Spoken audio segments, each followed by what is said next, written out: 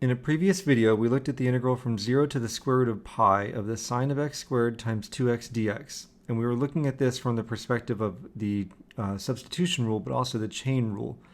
And we said that that became the integral of the form sine of u of x times du dx times the differential dx. And we said that 2x was playing the role of du dx. And in that video, I said that some of the work we were going to do in this section would be to find a representation for du dx when we're working in R2. That's what we're going to do now. If t is a one-to-one transformation, it's one-to-one except possibly on a boundary.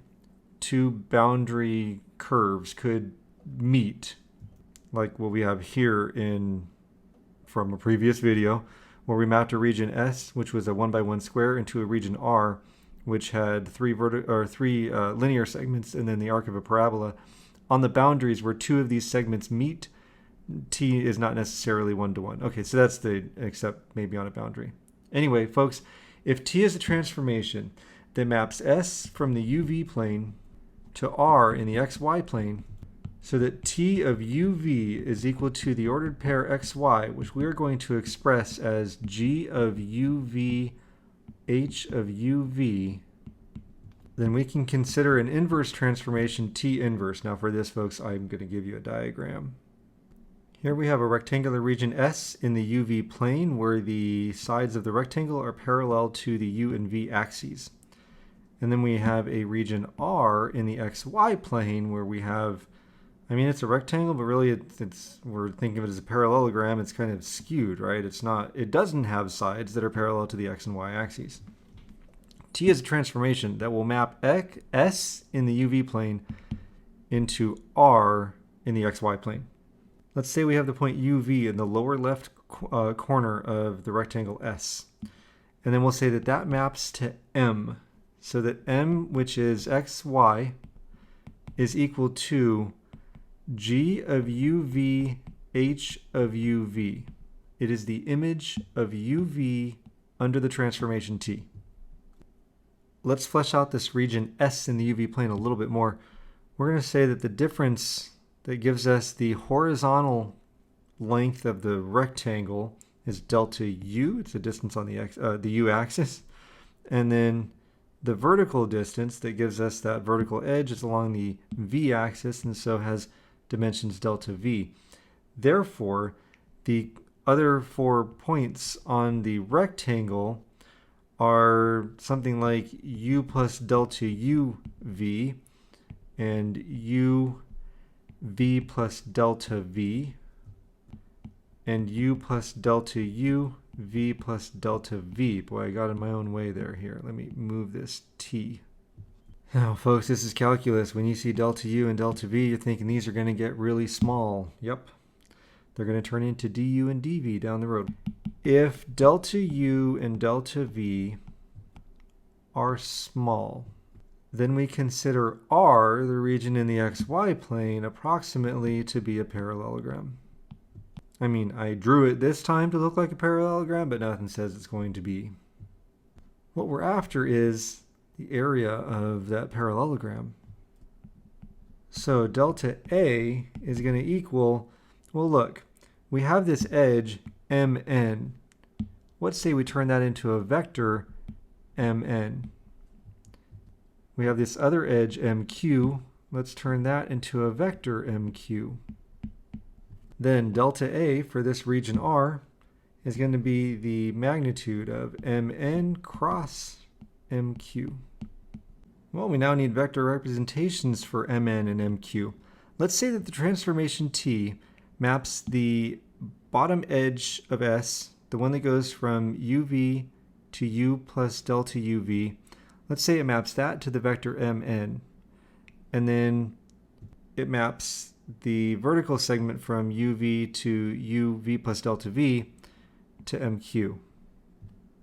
Then the vector mn would be equal to g of u plus delta uv minus g of uv I plus h of u plus delta uv minus h of uv j. because remember, g is giving us the x coordinates, h is giving us the y coordinates, and that really associates to the I direction and the j direction. mq, the vector, would then be g of u v plus delta v minus g of u v I plus h of u v plus delta v minus h of u v j. Now we're going to set that aside. Let's consider, we'll come back to it, the partial of g with respect to u of u v. That is approximately g of u plus delta u v minus g of u v divided by delta u, because the partial of g with respect to u would hold v constant, so only u is changing, and it's approximate because the actual partial is a limit as delta u goes to 0. We don't want to go there though. What we want to do is say, look, if I clear the fraction, then I have gu of uv times delta u approximates g of u plus delta uv minus g of uv. Likewise,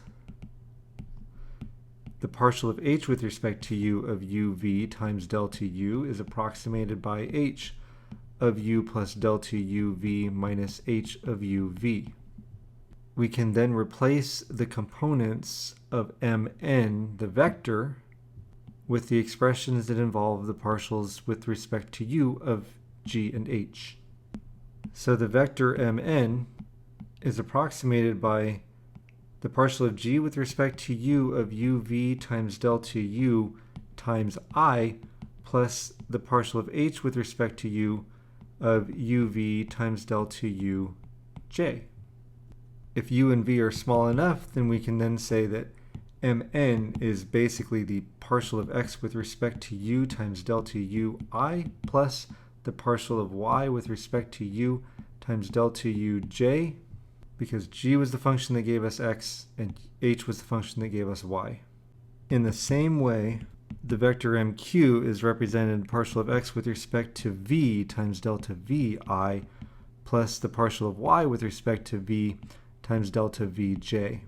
We did all that so we have vector representations of mn and mq so that we can find their cross product. We're going to do that now. mn cross mq is equal to ijk, components of m, partial of x with respect to u, delta u, partial of y with respect to u, delta u, 0, components of the vector mq, partial x with respect to v, delta v, partial of y with respect to v, delta v, 0. We're almost to the point that we're trying to get to.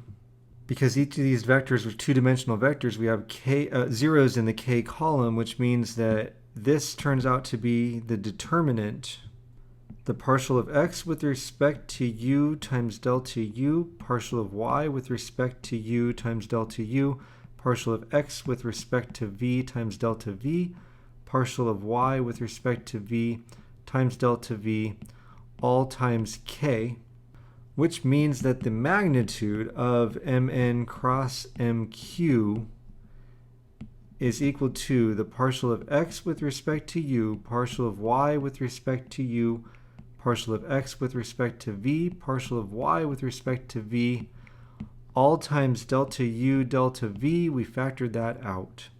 This was the point of what we just did. This determinant is called the Jacobian of x and y with respect to u and v, and is denoted, it looks like a partial x, y, the ordered pair, with respect to, looks like a partial u, v, the ordered pair, is equal to the determinant partial of x with respect to u, partial of y with respect to u, partial of x with respect to v, partial of y with respect to v. As it turns out, for a transformation T that maps a region S in the UV plane into R in the XY plane, that's this transformation here from the UV plane into the XY plane. If that transformation is 1-to-1, so that T inverse would map r to s. Again, r is in the xy plane, s is in the uv plane. Back to this diagram, T inverse maps r in the xy plane to s in the uv plane. As described above, the double integral over a region R of f of x, y, dA becomes the double integral over a region S of f of g of uv, h of uv, times the absolute value of the Jacobian of x and y with respect to u and v times du dv. This is the general change of variables formula for double integrals. I know this has been a long video. I need to say 2 more things before we can be done with this. In practice, we need x, which is a function of u and v, so x equals x of uv, and y, which equals y of uv. That's the transformation t. We need that in order to find the partial of x with respect to u, the partial of x with respect to v, the partial of y with respect to u, and the partial of y with respect to v in order to find the Jacobian. But we also need u, which is going to be u as a function of x and y, and v, which is v as a function of x and y. And that is T inverse. We need that to make the actual substitution. When I say the actual substitution, I mean like you would have in polar coordinates. You're making a substitution. In that case, it's a uniform substitution. You're always saying x is r cosine theta, etc. Here, you have to find a transformation and its inverse and apply that. Speaking of polar coordinates, consider polar conversions, and we know that x is equal to r times the cosine of theta, y is equal to r times the sine of theta. The Jacobian of x and y with respect to r and theta is equal to the determinant, the partial of x with respect to r, partial of y with respect to r, the partial of x with respect to theta, the partial of y with respect to theta, which you can verify becomes the determinant cosine of theta, sine of theta, negative r sine of theta, r cosine of theta, which is equal to r times the quantity cosine squared of theta plus the sine squared of theta, which equals r. This r that we just got, this is the r of r dr d theta. In that case, r is the Jacobian. The rest of the work in this series of videos, we're dealing with u's and v's and x's and y's. It'll be a hoot.